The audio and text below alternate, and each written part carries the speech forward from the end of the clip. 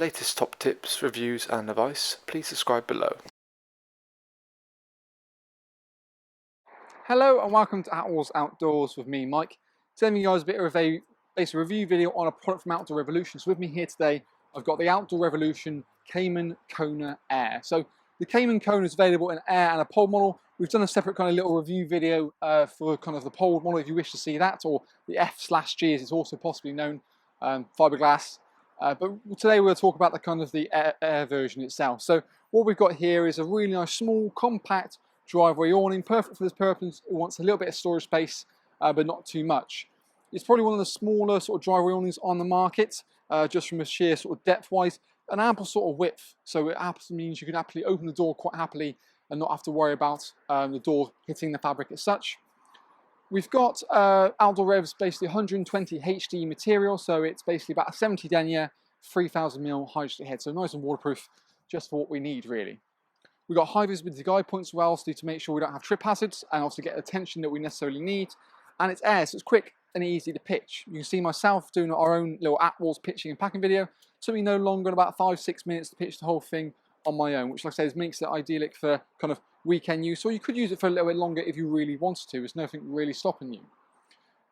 2 air tubes are located and each inflated individually. There's a big kind of dynamic speed valve located on the bottom of one, so you can get the air in and out. It's very similar to what you find with a dinghy. A manual pump is also included with the actual awning as well, so you haven't got to worry about that. Located down the bottom here, we've got kind of webbing straps in the main corners, just to get the sort of bracing that we necessarily need, and attention of course.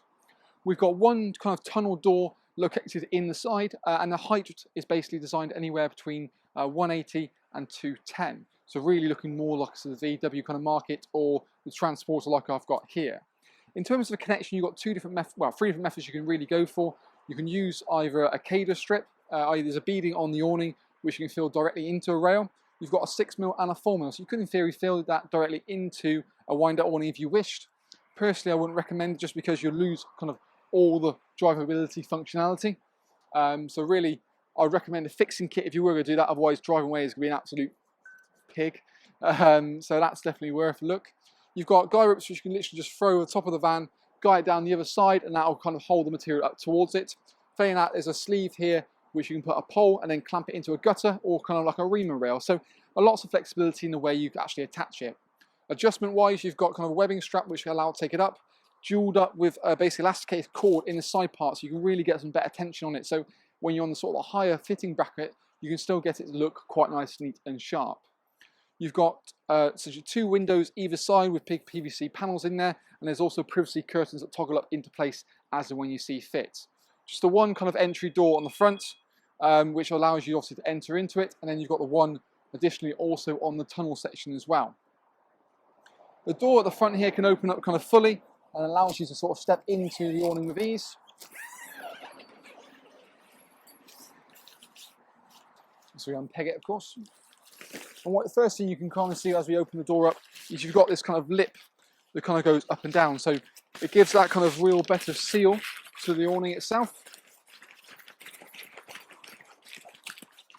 You can toggle the door back, keep it nice and open if you really wanted to. So immediately the front door is just a door, there's no mesh or anything built into it, which again is probably something you might see in other different models. But this is the kind of lip which kind of is here, so that can toggle up in place. Failing that, you can take it down, lay it flat, and then you've got no trip hazard in the actual awning itself.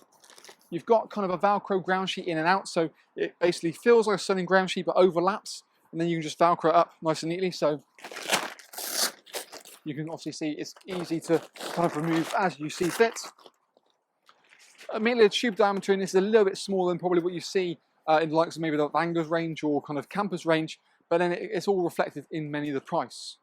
You can probably see the side window here. Like I said, we've got curtains that kind of toggle up and toggle down. So you can either go kind of halfway or then fully up to the top if you wish, and then everything's got its own little retainer nice and neatly down the bottom. In fact, what we'll do now is swing the camera around a little bit to give you a bit more of an ideal view straight down the line of sight.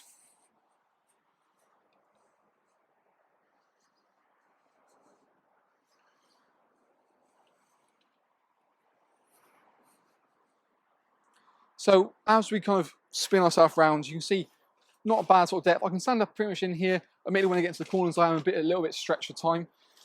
Height, I should say. Now, the back panel can sort of zip left to right, so it doesn't matter if you've got, say, like a California van and you want to check it on the other side, you can kind of, well, kind of go parallel with the sliding door and retract it back, you know, front to back or back to front, depending on which way you are. You've got this really nice big mesh panel as well to help with the airflow, to kind of keep it all moving. And you've got a couple of zips as well, so you can actually create a little kind of veranda kind of style, which is a bit pointless mainly because you've got that mesh panel doing the same idea for you. Let's move that zip all the way back. So you can bring the door back sort of halfway, roll that back if you wanted to, and that creates a little bit of storage section behind the section there as well. Failing that, we can go all the way to the very end.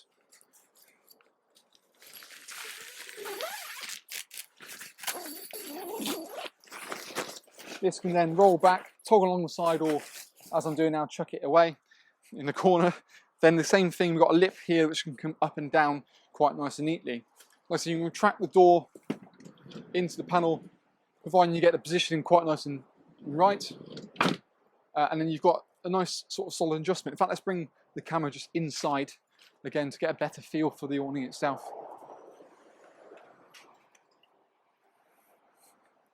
So as you can see, as you come in, we've got kind of those crystal clear windows, as you can see there, nice and neat, and then like a little door section, well, sort of window in there. So it's almost like opens up nearly 2/3 to 1/3, and then we've got a sort of the window section there as well. That's the door located there, nice and neat. I've chucked obviously that and a bundle at the bottom. Then you've got the adjustment straps up there to get different tension at different heights, along with the extra point, and then you've got that secondary door. So when you want to come into the vehicle without going through the awning every time, you'd kind of venture directly through there. You can probably see a bit better as well the overlap of the ground sheet. So you can see there's a separate bit there which kind of overlaps it and helps to keep it looking quite nice and taut. And there are some additional bracer poles in the roof section you can get. It's not on all ones, I believe it's ones that are kind of slightly sort of smaller in many ways.